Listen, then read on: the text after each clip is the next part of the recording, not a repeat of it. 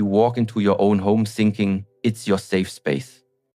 You lock the door, believing you have shut out the chaos of the world. But what if I told you that the enemy has already stepped inside, that someone has already planted seeds of destruction right under your nose, in the one place you are supposed to be safe? You feel tired. You wake up exhausted even after 8 hours of sleep. You feel angry, snapping at the people you love for no reason. Your dreams, your goals, your finances, they keep getting blocked. And you don't understand why.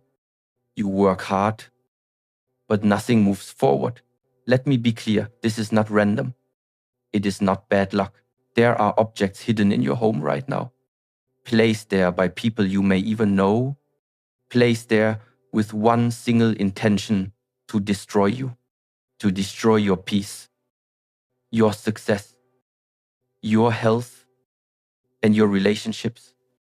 And until you find them, and until you remove them, you will keep losing without knowing why. Today, I am going to show you what they are, and I am going to show you how to eliminate them before they eliminate you. We live in a world that is dominated not just by physical things, but by energy. Every single thing around you, the chair you sit on, the art on your wall, the gifts you receive, carries a vibration, whether you believe in it or not. It is true. The problem is that most people are completely asleep spiritually. They are unaware of just how dangerous certain objects can be when they are placed in your home with evil intent. This is a deliberate attack. It is a silent war on your peace. The real enemy doesn't always shout at you. They don't confront you face to face. No.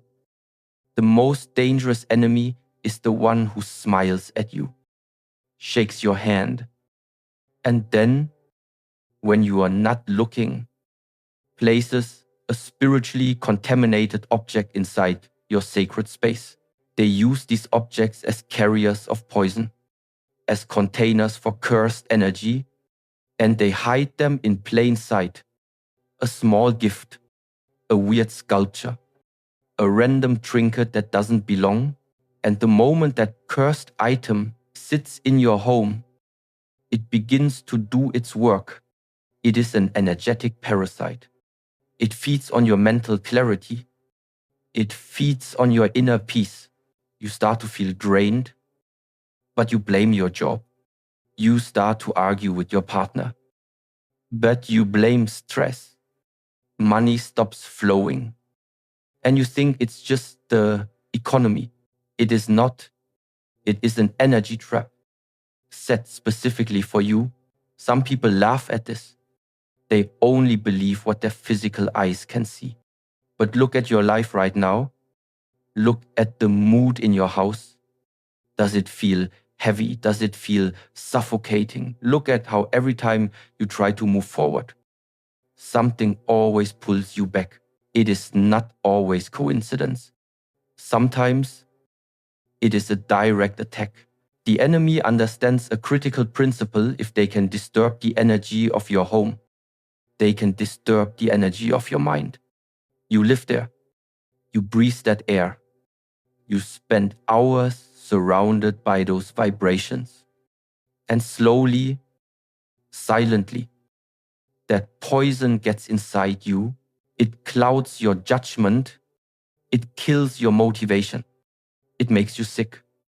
You don't even recognize yourself anymore. The trap is that these objects look normal. They don't glow red. They are not screaming. But spiritually, they are weapons. Today, I will expose the 7 most common objects that witches and people with dark intentions hide in your home to drain your energy and ruin your life. Pay attention. Your spiritual survival depends on this. You cannot fight an enemy you do not see. But after today, you will see I will show you what to look for, where to find it, and how to take back control of your life. The enemy is clever. They do not use obvious weapons. They use the things you trust, the things you find beautiful, the things you are emotionally attached to. You must become spiritually intelligent. You must learn to see beyond the physical form and feel the intention behind the object. Let us begin. Object 1, sentimental gifts. The most dangerous attack is the one disguised as kindness. The enemy who wants to see you fail is often the one closest to you. They smile, they praise you, but inside, their heart is filled with jealousy, and they give you a gift. It could be a piece of jewelry, a necklace, a bracelet. It could be a small statue for your desk, a beautiful vase. You accept it because you are polite. You accept it because you believe they are your friend. You are blind to the venom hidden within the kindness. But that object was not given with love. It was given with envy. It was purchased or held while their mind was focused on everything you have that they want. That object is now a Trojan horse. It has bypassed your defenses and you have placed it in your own home. And what happens? The moment you wear that jewelry, you feel a strange heaviness. You get a headache. The moment you place that statue on your desk, your creativity dries up. Your business starts to fail. That object is now sitting in your space, vibrating with the frequency of jealousy. It silently screams, "You don't deserve this." See, it works day and night to sabotage your success and drain your joy. Look at the gifts around you. Who gave them to you and how did your life change after you received them? Your intuition already knows. Object 2, mirrors, especially old or gifted mirrors. A mirror is not just glass. It is a portal. It absorbs, reflects, and multiplies the energy of whatever it sees in your home. A mirror can be used to create peace, or it can be used as a powerful weapon against you. An enemy knows this. They might gift you an antique mirror, a beautiful vintage piece. What they don't tell you is where it came from. That mirror has absorbed decades of arguments, sickness, and sadness from its previous owners. You hang it in your home and you invite all of that trauma, all of those ghosts into your space. Or they might advise you on where to place a mirror. It will make the room look bigger. They say, and they convince you to place it directly facing your bed. This is a spiritual disaster. While you sleep, your spirit is vulnerable. That mirror doesn't just reflect your image. It bounces negative energy back onto you all night long. It creates a vortex of chaos. It is a constant, invisible drain on your very life force. You wake up agitated, exhausted. You have nightmares. You feel like you are being watched. You and your partner begin to fight constantly because the mirror is amplifying every small frustration. It is a silent weapon, disrupting your rest and destroying your peace. One night at a time. Object 3, dead plants and dried flowers. This is one of the most common and overlooked traps. People keep them as decoration. They are told it is rustic or shabby chic. Let me be clear. There is nothing beautiful about death. A plant is life force. It brings vital energy, or chi, into your home. A dead plant is the opposite. It is an energetic void. It is the literal embodiment of stagnation and decay.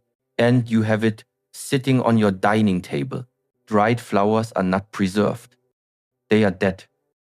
They radiate the frequency of death. They do not bring energy into your home. They feed on the living energy that is already there. They are energetic parasites that suck the vitality right out of the room. They are a shrine to what has failed, placed in the center of your life. If someone insists on giving you dried flowers, understand their intention. They are symbolically placing death in your sacred space. You cannot feel alive. You cannot grow. You cannot be creative when you are surrounded by dead things. You will feel tired for no reason. Your health will mysteriously decline. Your motivation will vanish. Why? Because your environment is screaming stagnation. Remove this symbol of death immediately. Object 4, broken and chipped items. Look in your kitchen cabinets. That coffee mug with the small chip on the rim. That plate with a hairline crack that you saved. That broken statue you glued back together because it was a gift. You think you are being sentimental. You think you are being frugal. What you are actually doing is holding onto the energy of brokenness. Every time you drink from that chipped mug, you are spiritually ingesting the frequency of I am not whole. You are telling the universe that you are satisfied with what is broken. An enemy knows this. They will encourage it. They will say, oh, it's just a small crack. It still works. Yes, it works. It works to keep you stuck. It works to invite brokenness into every other area of your life. Your relationships will feel fractured. Your finances will feel cracked and leaking. You will feel like you are broken and can't be fixed. That object is a physical anchor for a spiritual curse. By keeping it, you give it permission to attract more brokenness to you. You are agreeing to a life of almost, a life of not quite. Do not honor what is broken. Release it. Object 5, strange coins. Money is energy. It is a current, a flow. Those who wish to harm you do not need to steal your wallet. They only need to stop your flow. And they do this with coins. In many dark rituals, coins are used as a conductor. They are charged with intentions of lack, debt, and financial blockage. They are then planted in your space. You find a strange coin on your doorstep. You find a few pennies lined up on your windowsill. You find a coin under your doormat or hidden beneath a couch cushion after a certain guest has left. You think nothing of it. You pick it up and toss it in a jar. You have just accepted the curse. You have given this symbol of lack authority over your abundance. That coin is an energetic dam. It is placed with the specific intention to stop your income. Suddenly, clients disappear. The job promotion you were promised vanishes. Unexpected bills arrive, one after another. You are working harder than ever, but you are falling deeper into debt. That small, insignificant looking coin is a spiritual weapon aimed directly at your survival. It is a declaration of war on your abundance. Never pick up strange coins you find in or around your home. Remove them. Object 6, antiques and second-hand items. This is a serious danger. People love vintage items. They love the history, but you do not know that history. You bring an old piece of furniture, an old music box, or an old painting into your home. You do not know who owned it before you. You do not know if that object sat in a room where someone suffered for years. You do not know if it witnessed a violent crime, a traumatic death, or a life of deep depression. Objects, especially those made of wood and metal, absorb those emotions. They hold onto that energy like a battery. And you have brought that battery of suffering into your living room, you suddenly feel a deep sadness you cannot explain. The atmosphere in your home becomes heavy, oppressive, and cold. You start having nightmares. You feel a presence that is not yours. It is not yours. It belongs to the object. You have invited a silent, suffering guest, and it will never leave unless you force it out. Someone with dark intentions may gift you an antique, knowing it came from a place of tragedy.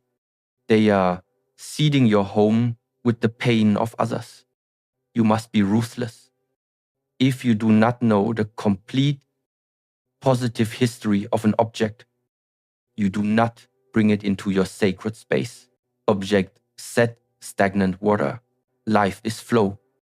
Life is movement. Water is one of the most powerful conductors of energy on the planet. When it is moving, it is pure life force. When it is stagnant, it is a breeding ground for death, decay, and low-level energetic entities. Look around your home.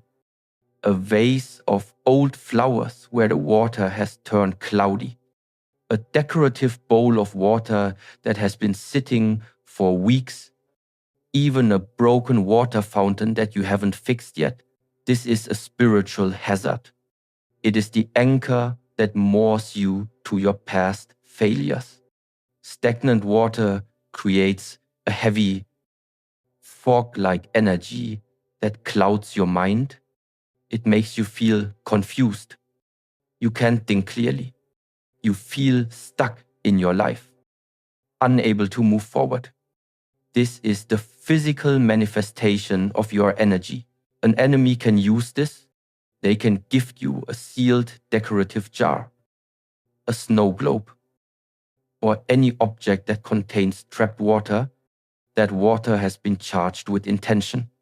It is a spiritual anchor designed to hold you in place, to keep you in a state of confusion and lethargy so that you never have the energy to fight back or achieve your goals. If the energy in your home feels foggy and stuck, find the stagnant water, dump it out, remove the object, and let the energy flow again. You have listened. You have identified the objects. Right now, your intuition is screaming at you. You are thinking of that one statue, that mirror, that piece of jewelry. Listen to that feeling. It is your spirit trying to save you. And in this moment, you must understand that hesitation is dangerous. The worst thing you can do right now is to wait, to think about it, to say, I will deal with it later. That later never comes. And day by day, the poison sinks deeper. You must understand that cursed object is not waiting for your permission to destroy you. It is already doing its work.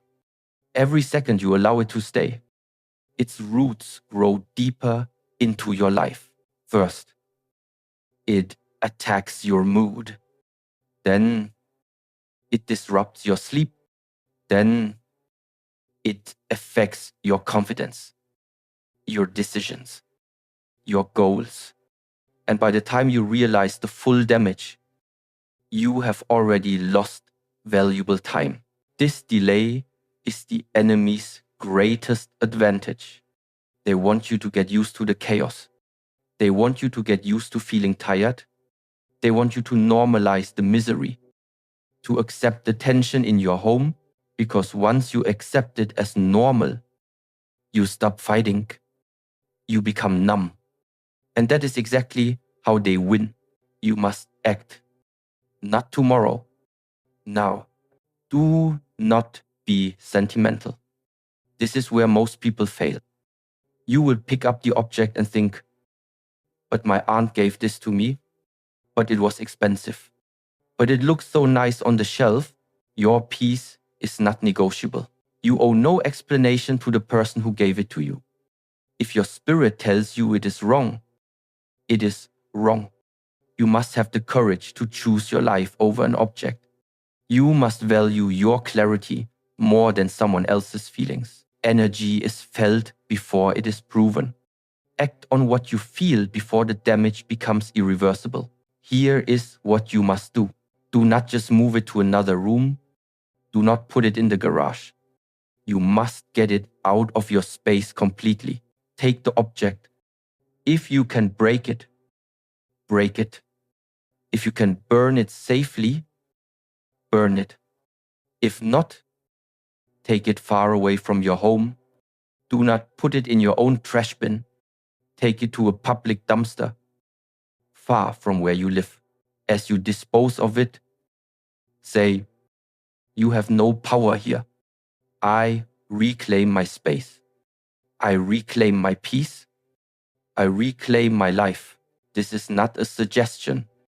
This is a command. Your future depends on the action you take in this moment. Do not hesitate. Remove the poison before it removes you. The moment you take that final step, the moment that last object leaves your space, something happens instantly. You may not even have realized how heavy everything felt until that heaviness is gone. It is like the air itself becomes lighter. The tension that was pressing on your chest, the suffocating energy in the room. It loosens, it breaks apart. You take a deep breath, perhaps for the first time in months, and you can actually breathe. This is the first sign. That fog in your mind, the confusion, the inability to focus, the constant irritation. It begins to lift. Why? Because the negative frequency is no longer choking your spirit. The parasite is no longer feeding on your energy. Clarity returns. You start to feel like yourself again. Grounded, calm. You can think. You will notice the sound of your home changes. The constant, useless arguments stop. The shouting, the frustration, the cold silence between you and your loved ones. It dissolves. The atmosphere is no longer hostile. Peace returns to the relationships in your home. Because the object that was planted to create chaos is gone. And it is not just about peace. Your life begins to move again. Blessings that were blocked start finding their way back to you. Suddenly, opportunities that vanished reappear. The phone starts ringing with good news. Clients who disappeared contact you again.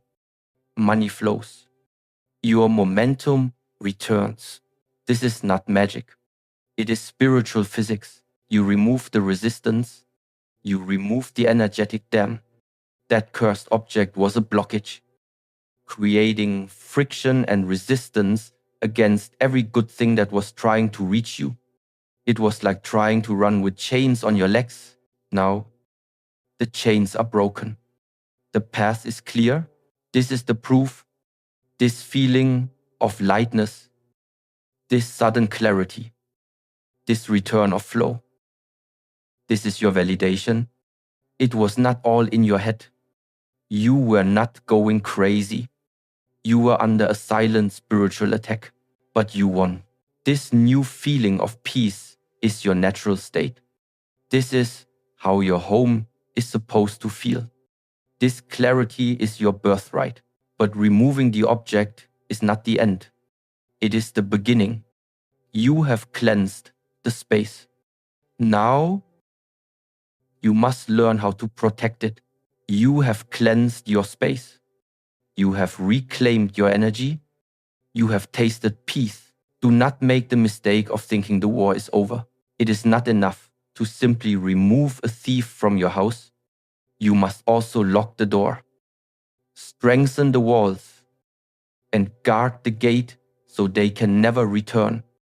If someone has attacked you once, they will try again. If you have been an easy target before, they will look for another opportunity. This time, you must be prepared. This is where protection becomes a daily practice, not a one-time reaction. That protection starts with your newfound awareness. Now that your mind is clear, you must keep it clear. You no longer receive anything blindly. From this day forward, you question everything that tries to enter your home. You must learn to pay attention to how things make you feel. If someone gives you a gift and your stomach tightens, if you touch an object and you feel a strange, cold energy, you do not bring it into your home. You do not keep it just to be polite. Your peace is worth infinitely more than their expectations. Protection also means being careful about who you allow into your sacred space. Not everyone who smiles at you is your friend. Some people carry darkness with them wherever they go. They are energetic chaos. And the moment they walk into your home, they leave a trace of that toxic energy behind. Be discerning. Be selective. You can be kind, but you must be firm. Your home is not a public space. It is your sanctuary. Not everyone deserves to cross your door. Finally, you must build the fortress inside yourself. A strong, bright, and clear energy is the ultimate shield. How keep your home clean, organized, intentional? Darkness cannot grow in a place that is filled with light and order. You are not living in fear. You are living in wisdom. Fear makes you paranoid. Wisdom makes you powerful. You are not afraid of anyone, but you are not naive. Either you stay ready, you stay guarded. Because of this new spiritual discipline, anything dark that tries to come your way will lose its power. It cannot find a place to land. You are no longer an easy target. I want you to walk into your own home and feel safe. Feel alive. Feel inspired. From this day forward, you are the guardian of your space.